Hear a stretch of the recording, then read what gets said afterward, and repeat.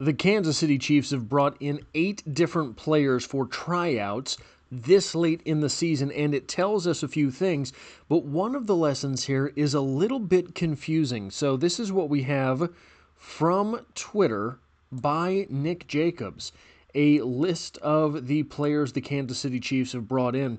And you see there are 5 offensive tackles, listed offensive tackles, and 3 wide receivers. Now, the confusing part of this is as follows. You would imagine that at this stage in the season, probably, if you're bringing in guys that aren't high-end veteran players that had retired to this point in the season, then what you're probably looking for is someone to add to your practice squad. If you were not, pardon me, looking for someone to add to your practice squad, you were looking for someone to add to your active roster, you'd probably be shopping other teams' practice squads.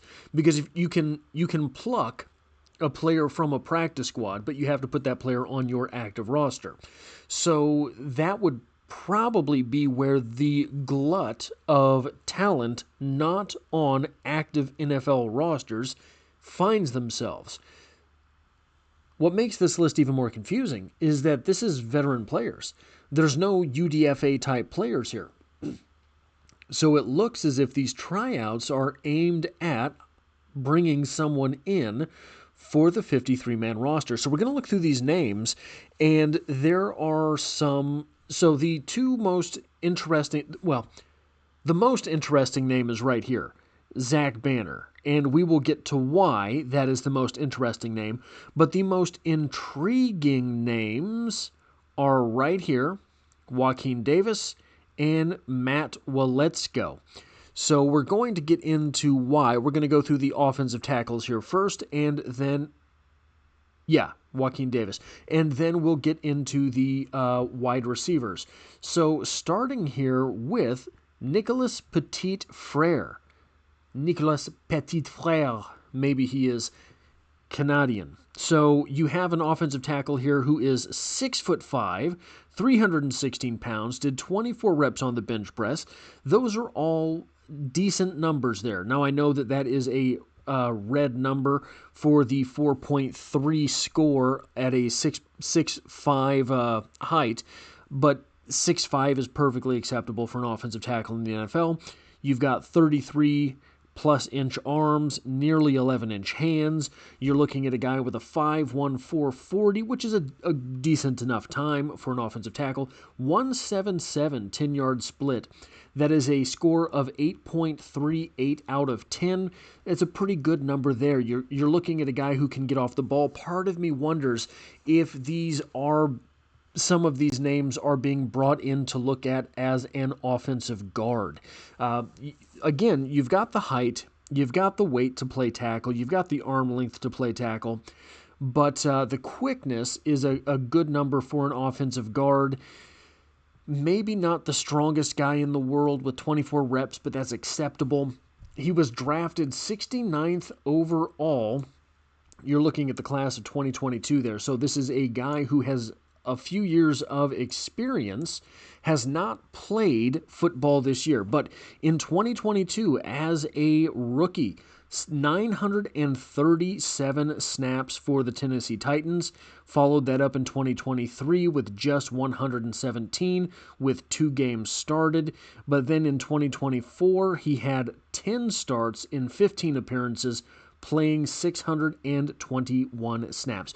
Not all that intriguing a name at offensive tackle.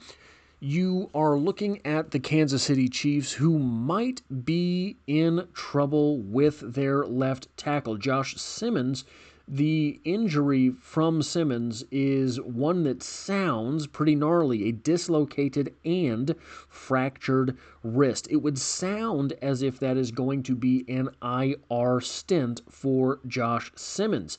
There have been reports that people have heard that he'll be out for an extended period of time. Andy Reid did not seem particularly perturbed in the latest interview that he gave. I think I will be talking about that interview later tonight because we got maybe the quote of the year from Andy Reid, where he promises to tickle your tonsils. Again, I don't know what that means. It does sound a little bit like prison terminology, but if Andy Reid wants to tickle your tonsils, I'm all for it. I don't think I'll let anyone near mine. So do you still have your tonsils? Moving on from that. The most interesting name on this list, Zack Banner, for a lot of reasons. Number one, 6'8", over 6'8", 353 pounds, nearly 11-inch hands, 34, nearly 35-inch arms.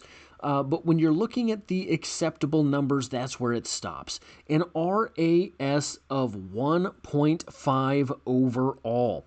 A 23.5-inch vert, a 7'8" broad jump, a short shuttle of 5.21. That is a terrible 40-yard dash time. That is a score of 0.19 out of 10. 0.19 out of 10. Luckily, that is his worst RAS score, but not by a lot. The broad jump was close. The 3-cone drill of 0.96. You have the 40-yard dash of 0.76 with a 5.58 40-yard dash. None of these things, however, the massive size nor the terrible scores, are the most intriguing thing about Zack Banner. When we go to what it is that he did in the NFL, 2017 was when he was a rookie. Same draft class as Patrick Mahomes. That's how long he's been around. Did not play active football in 2018. 2019 he did. So as a rookie, just 27 snaps. Not, he's a rookie. Fine. In 2019, I apologize. There was something else up here I meant to talk about, wasn't there? He was a 4th-round pick, 137 overall. So 27 snaps as a rookie. After his leap year, he played 216 snaps, but not for the Browns. You notice up here, where am I at? I apologize. Drafted by the Colts, played in 2017 for the Browns, and then skipped a year. In 2019, 2020, and 2021, he played for the Steelers, but not a whole lot of snaps, just under 300 snaps total, a little bit of special teams work, nothing particularly interesting there. So why is this the most interesting name on the list? Well, let me show you this. Out of football, out of the NFL, since 2021, however, he was a Houston Roughneck in 2025. So look, if the guy's got it, the guy's got it. But he had it in the UFL, so who knows if it'll translate to the NFL. Here's the thing. Interesting size profile, substandard physical profile, been away from the NFL for a very long time. Look, kick the tires by all means. If he ends up finding his way onto the field on an NFL Sunday, hey man, we've all got to root for him because that is an incredible story. Now the next name there on that list, Deontay Smith out of East Carolina. Now an interesting athletic profile here, 6'5", again acceptable, 305, a little bit on the light side, but you're not looking, so just 305, but you still weren't looking at the most athletic offensive lineman. A 29-inch vertical is decent, 9'5" broad jump, very good number, 24 bench press reps, acceptable. The 5'3", 40-yard dash, not great. A 1.83 10-yard split, a little bit more serviceable, but still not great. The agility drills, nothing to write home about. You got a 5.75 score and a 4.67 score. So what did he do while he was in? So again here, 2021 draft class. What has he done so far? 2021 for Cincinnati played 50 snaps. 2022 for Cincinnati played 6 snaps. You might remember those 2021, 2022 Bengals because not great offensive lines. So drafted 139th overall. And again, maybe he's been spending some time outside of the NFL really honing in on things. but this does not look like a particularly promising name. You never know, right? You never know what a guy has been doing with his time. Maybe he has become a workout warrior. Then we have Zachary Thomas, which is an interesting name. Zach Thomas, right? 8.98 RAS score. You have a listed offensive guard. So that's what another thing that makes me think. So any of these guys would be more intriguing at offensive guard. Unfortunately, the Chiefs have a big need at tackle. So we'll just see. So these might be names being brought in for the practice squad to keep an eye on for next season, the same way that was Tyquan Thornton last year. I know that was a mouthful to get out, but I think you understand what I'm saying, right? These might be guys that they're bringing in and kicking the tires on. Somebody gets signed to the practice squad. All of a sudden, training camp comes around, and there is a position battle, right? So again, 8.98 RAS score, 10 1/4 inch hands, 33.875 inch arms. All those are good numbers. You have 6'4", 308 pounds. These are numbers, right? These are scores for offensive guard. So 6'4" is a score of 8.31, but that's 8.31 at guard, not tackle. If you remember the release from Nick Jacobs, he was listed as a tackle. 21 bench reps, not great. 22.5-inch vert. He's not dunking a basketball, I'll tell you that much. 8-foot, 11-inch broad jump, however, that is a wild split on explosive scores. His vertical gets him a .88 score. His broad jump gets him an 8.42 score. Very, very strange there. But then you see a 4.96 40-yard dash, scoring 9.78. And very consistently, his 20-yard split of 2.84 scores 9.78. And then his 10-yard split of 1.65 is wide receiver type stuff almost, with a 9.97 score. And then his agility scores very good as well. 4.65 short shuttle, a score of 8.12 out of 10, a 3-cone drill of 7.4, netting him a score of 9.67. If I had to guess anything, this is a guy being brought in to be looked at for offensive guard for next season when you're maybe not thrilled with Mike Caliendo. Hunter Nourzad apparently hasn't come around. You've got C.J. Hansen on the practice squad. Maybe he's not developing. Whatever it is, this looks like a guy who's being brought in for a offensive guard tryout next year, the way that Tyquan Thornton was brought in for a wide receiver tryout this year. Drafted 186th overall, okay? Then you have him, so here's another thing. Right here. Go back up. Drafted by the Bears. 2022. Played in 2022 for the Rams. Tackle. Okay? 1 snap. The next season, 35 snaps. 2024, between New England and Houston, he played 101 total snaps at offensive tackle, the nebulous offensive tackle. Left tackle, right tackle, who's to say? Again, this strikes me as a guy who's being brought in for a tryout next season at offensive guard. Then we have the most intriguing name here at offensive tackle. Matt Waletzko out of North Dakota, a 9.96 RAS score, 10 1/4 inch hands, 36 1/8 inch arms. 36 1/8 inch arms. The guy's got wings out there. Then he's 6'7.5", 312 pounds, so an athletic build, 6'7.5", 312, 28 bench press reps. Now, the most impressive thing about these 28 bench press reps is that they are at the end of 36 1/8 inch arms, a 30-inch vertical, 9'5" broad jump.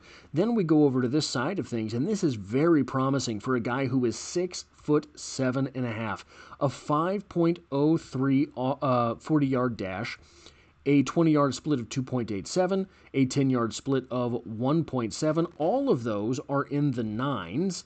His 10-yard split, a 9.68 out of 10. as I just cover everything up with this marker. I've got to learn how to get better at this.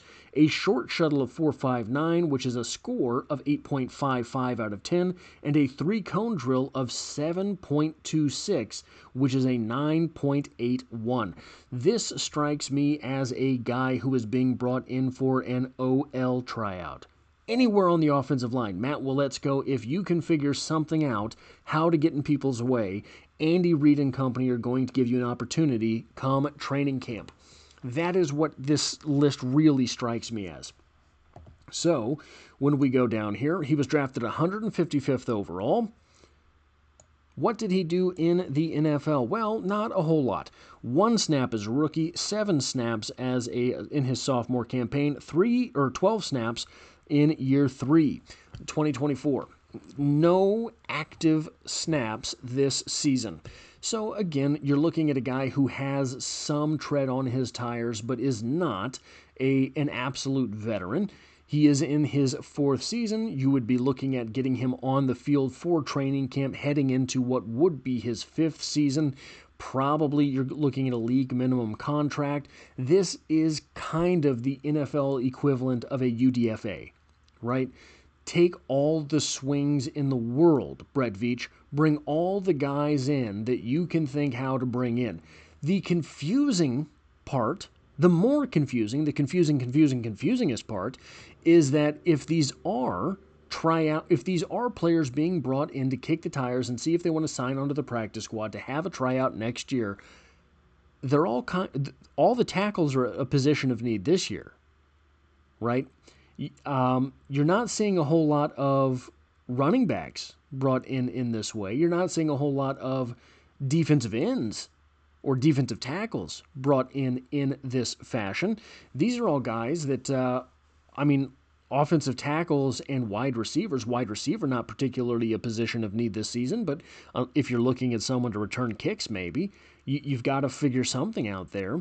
So very kind of interesting setup for these offensive tackle names. Matt Waletzko, again, a name to watch if you're looking for next season, perhaps. And no one's been signed, right? I want to make that very clear. No one has been signed. So these are all names being brought in for tryouts. Moving on to the wide receivers, Joaquin Davis. This is a name with which I was not familiar. 2025 draft class, right? So 6'3.7", so basically 6'4", 194 pounds. So you're looking at a slim build, 10 bench reps, but that is at the 32.88-inch arm length. So very long arms to be able to get 10 reps up at 194 pounds at the end of nearly 33-inch arms. You're doing okay for yourself. 42-inch vertical, very explosive. 10'4" broad jump, not as impressive as the 42-inch vertical. 42-inch vertical, very rare in the NFL, but still a good number. A 4.36 40-yard dash, 2.50 10-yard or 20-yard split, and a 1.51 10-yard split. This is a flyer. This is a burner. Again, not a guy who's going to be running particularly crisp routes. A short shuttle of 4.37, a 3-cone drill of 6.94. Neither of those are good numbers. The 3-cone drill is acceptable. This is a Tyquan Thornton type. This is an MVS type. If you were looking to bring in next year's Tyquan Thornton, be a nice time to sign one, right? What do we know about Joaquin Davis? I didn't know a whole lot, so I went to NFL.com and tried to figure out what they were looking at. This is their overview. Height, length, and speed are all check marks in Davis's factor. His rare blend of length, elite speed, and foot quickness will be enticing to a team late in the draft or as a priority free agent. He's still very unrefined as a route runner and needs to improve his play strength and catch consistency. While there are issues to work through, his ability to separate and stretch the field creates an intriguing ceiling. All of that sounds like Tyquan Thornton entering the NFL. Strengths, rare combination of size, speed, explosive athlete with impressive foot quickness to release past press. Separation comes very quickly once he hits the gas. Good tackle production on special teams. So a special teams contributor. This is the part that gets me. Release past the press. That's something with which Tyquan Thornton has trouble. Weaknesses. Pedestrian production relative to explosiveness and speed. Has trouble finishing the catch when he's contested. Lack of hand strength shows up in drops on tape. Will need route work to become a better salesman. Here's the good thing about that. Will need to work on routes. Well, you can work on routes. That's not like running a faster 40 where you're probably not going to do it. You can work on routes. Lack of hand strength. Guess who else struggled with hand strength coming into the NFL? Tony Gonzalez. Tony Gonzalez, his rookie year or his sophomore season in the NFL, I can't remember which, he stayed after practice every day and caught 100 passes because he just kept dropping the football. It worked. Trouble finishing when contested. Sometimes that can't be worked on. Some guys just don't have it in them. Maybe he does. Pedestrian production. Well, guess what happens with production, especially at the college level? Your offensive line has to be good. Your quarterback has to be good. Your offensive coordinator has to know what he's doing. So especially at wide receiver, sometimes that lack of production is not the athlete's fault. Then we have this name here, Erik Brizendine. This interesting thing here, Texas Tech. Maybe this is Patrick Mahomes wanting one of his alma mater buddies coming in. 2022 draft class. You have a 6'1.7", basically 6'2", 209 pounds, 10 bench press reps, 33.5-inch arms. So you're looking at more of a possession-type wide receiver, which is corroborated by a 4.55 40-yard dash, a 1.57 10-yard split, got a good 20-yard split time at 2.59, scoring 8.27 out of 10. The promising side of the next set of numbers is the explosion numbers. 36.5-inch vert is acceptable. 10-foot 6-inch broad jump is pretty good. However, a 4.38 short shuttle scores 3.08 out of 10, and that's his best one because the 3-cone drill of 7.2 scores 2.85. Not great there. But if you're looking for a possession-type grab and smash receiver, maybe this is your guy. Drafted 125th overall by the Dolphins. And you see his production here, not too promising. Where are we at here? 1 game as a rookie. No attempts rushing. 1 target, 1 reception, 3 yards. Okay, great.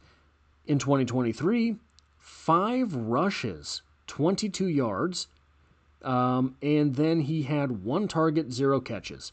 Then you had in 2024, last season, appeared in 2 games, 2 targets, 0 receptions. So not sure what's going on there, but not terribly much happening for him at the NFL level. Then we have Jaquan Jackson.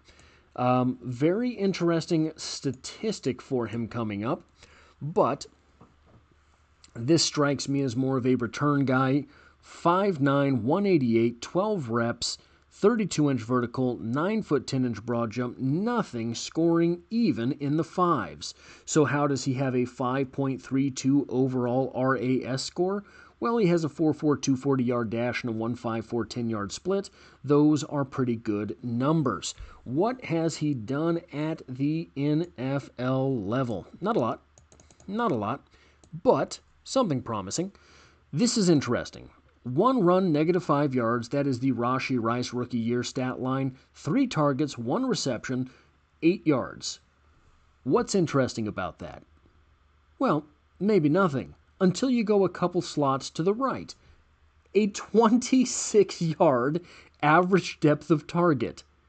He's got 1 reception on 3 targets, 8 total yards. Okay? Average depth of target, 26 yards. Where were those other passes finding him? That is a mad lad type of statistic. Here is where the bread is buttered for Jackson. He did have 28 returns for 215 yards, those were punt returns, a 7.7-yard punt return average. He had 16 kick returns for 412 yards, a 25.8-yard average. So that is what is going on with Jackson. I believe we've got this too, yeah. Played 125 special team snaps, only played 46 offensive snaps.